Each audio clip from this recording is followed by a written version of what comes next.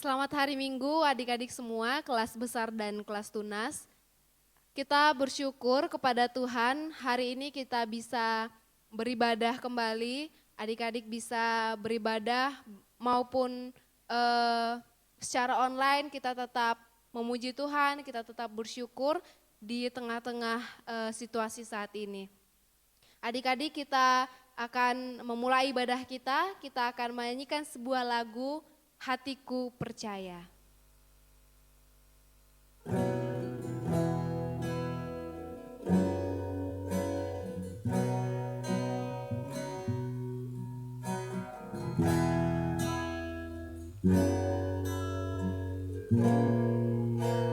Saat ku tak melihat jalanmu, saat ku tak mengerti rencanamu, namun tetap ku pegang janjimu,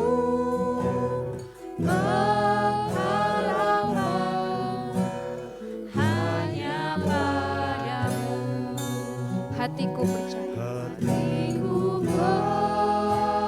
percaya, hatiku percaya, hatiku percaya, selalu ku percaya.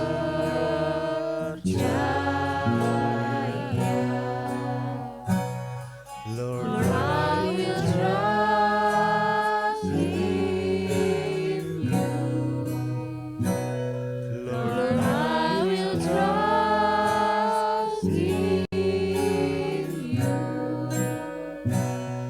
Lord, I will trust in you.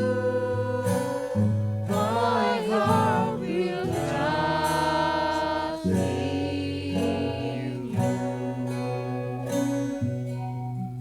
Kita berdoa. Bapa di surga, kami mengucap syukur karena Engkau senantiasa menyertai kami bisa bangun dan saat ini kami mau beribadah, kami mau mendengarkan firman Tuhan dan juga kami bisa memiliki waktu, memiliki kesehatan yang daripada Tuhan sehingga kami bisa mendengarkan firman-Mu saat ini.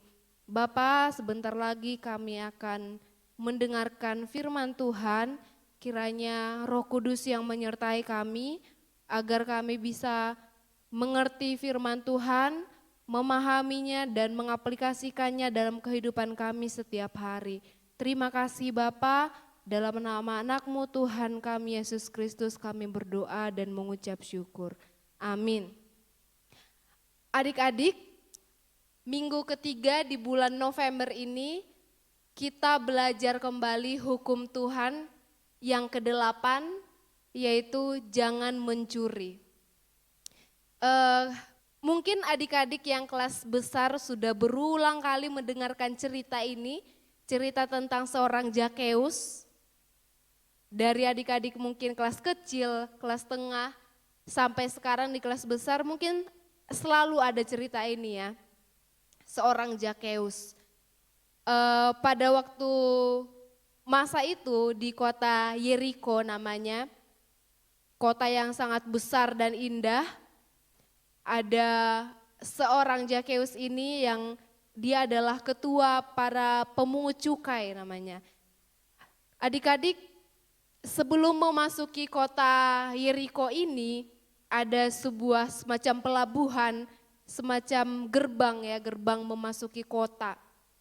Namun sebelum masuk ke dalam kota ini, di gerbang-gerbang itu ada para pemungut cukai yang meminta pajak artinya. Mungkin ada lewat seekor unta atau lewat pedagang, mereka meminta pajak supaya orang tersebut bisa masuk ke dalam kota Yeriko. Nah, kondisi saat itu agak mengharukan ya, Maksudnya Lause itu agak menyedihkan. Kenapa? Karena memasuki kota dan pemerintahnya menyetujui bahwa ada pungutan. Kalau sekarang mungkin disebut pungutan liar gitu. Jadi pemerintah Romawi memang menyetujui ada pemungutan pajak gitu.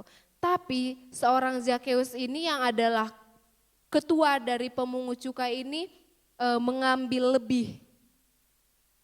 Dia misalnya seharusnya hanya membayar 200.000, dia ambil 400.000 atau lebih gitu. Dan hasil dari uang itu dia jadikan menjadi hak milik pribadi, ya.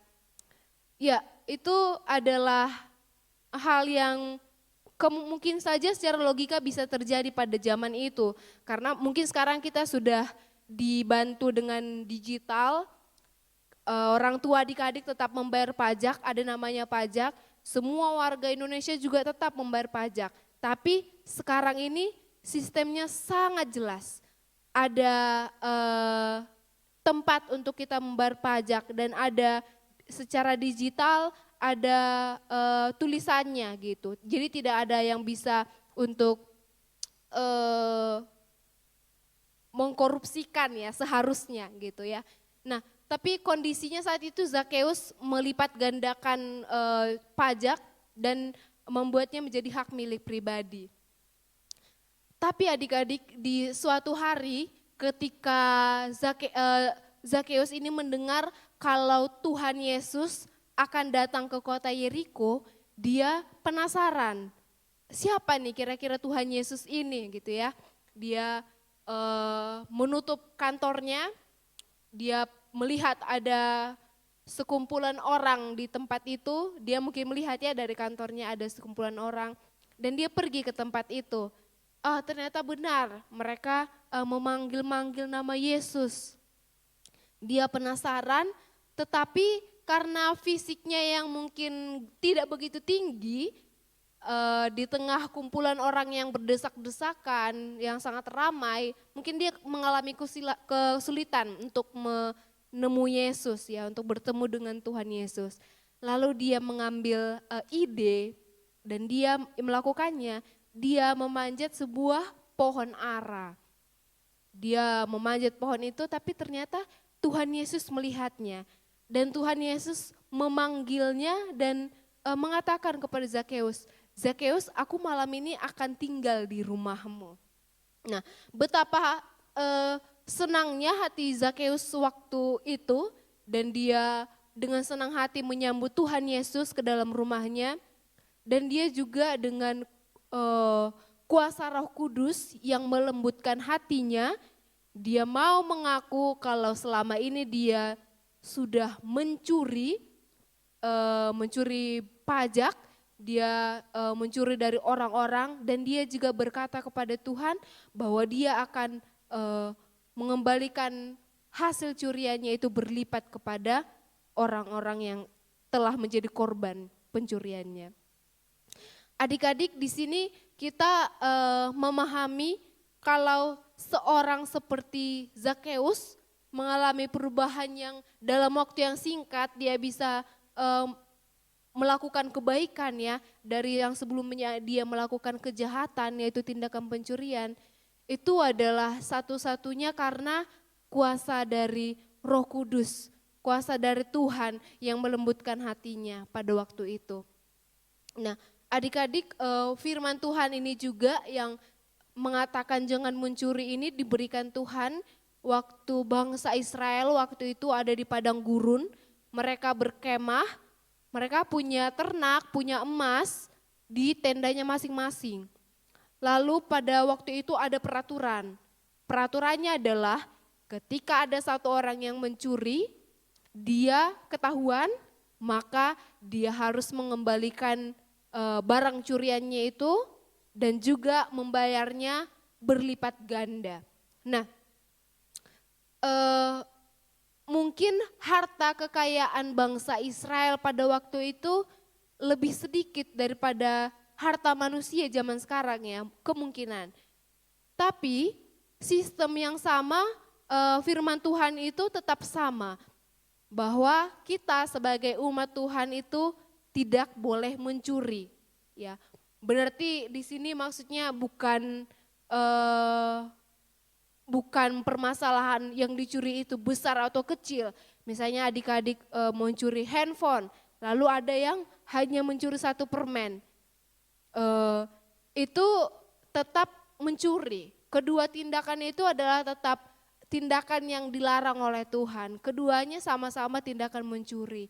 Ya, tapi lo sepercaya kalau adik-adik sudah mendengar firman Tuhan ini dan sudah melakukan firman Tuhan ini dengan tidak mencuri. Dan ya mungkin kita juga sebagai manusia pernah mengalami kesalahan, kalaupun ada yang sudah pernah mencuri, adik-adik bisa memohon ampun kepada Tuhan dan bisa mengganti apa yang sudah pernah dicuri misalnya. Namun lebih dari mencuri ini, seharusnya anak-anak Tuhan yang sudah percaya itu melakukan apa loh ya. Lebih dari mencuri, seharusnya kita sebagai anak Tuhan adalah berusaha lebih keras sehingga kita misalnya punya tabungan kah itu, baik itu dalam bentuk uang atau apapun itu, lalu kita berbagi kepada orang-orang yang kekurangan, ya. Kebalikan dari mencuri, kita bisa memberi orang-orang yang membutuhkan. Itu yang diingatkan oleh firman Tuhan kepada adik-adik hari ini. Jadi mari kita belajar, Lose juga, adik-adik juga, supaya kita di dalam kehidupan setiap hari tidak mencuri dan juga mulai membangun diri kita untuk berusaha, bekerja keras supaya kita juga bisa membantu orang yang membutuhkan. Demikian adik-adik firman Tuhan pada hari ini. Adik-adik kita juga akan mengumpulkan persembahan kita. Adik-adik bisa scan barcode yang ada di layar untuk mengumpulkan persembahan, dan kita juga akan bernyanyi lagu pujian ketika kita mengumpulkan persembahan. Kita bernyanyi bersyukur.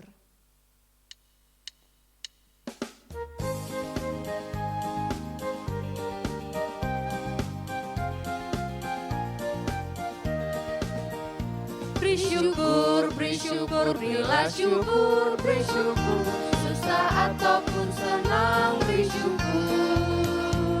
Panjatkan doamu sepenuh hatimu, kasih-Nya Yesus jadi milikmu. Bersyukur, bersyukur, bila syukur, bersyukur, susah ataupun senang, bersyukur. Panjatkan doamu sepenuh hatimu, kasih-Nya Yesus jadi milikmu.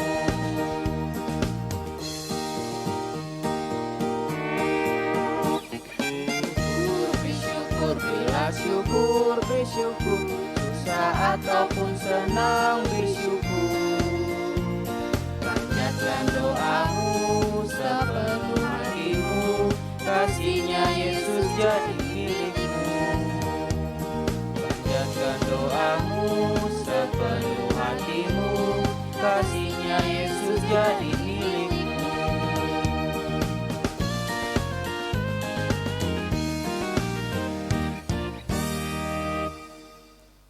Kita berdoa. Bapa di surga, kami mengucap syukur atas penyertaan Tuhan. Kami bisa mendengarkan firman-Mu. Firman-Mu mengingatkan kami hari ini agar kami tidak mencuri, dan juga kami sebagai anak Tuhan yang percaya kepada Tuhan mau berusaha, bekerja keras supaya kami juga bisa membantu teman-teman kami yang berkekurangan. Bapa, kami juga telah mengumpulkan persembahan kami, kiranya persembahan ini dipakai untuk kemuliaan Tuhan. Terima kasih Bapa, dalam nama anak-Mu, Tuhan Yesus Kristus, kami berdoa dan bersyukur. Amin. Adik-adik, untuk menutup kita bernyanyi lagu Bapa Terima Kasih.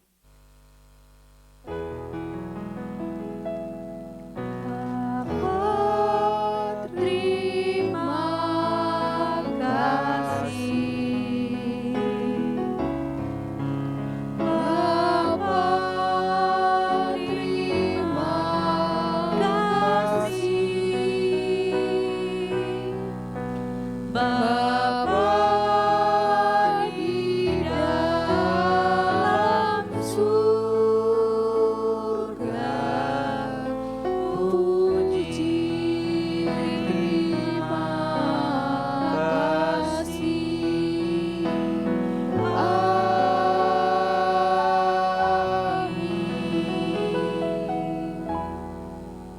Oke, selamat hari Minggu untuk kita semua. Sampai jumpa minggu depan.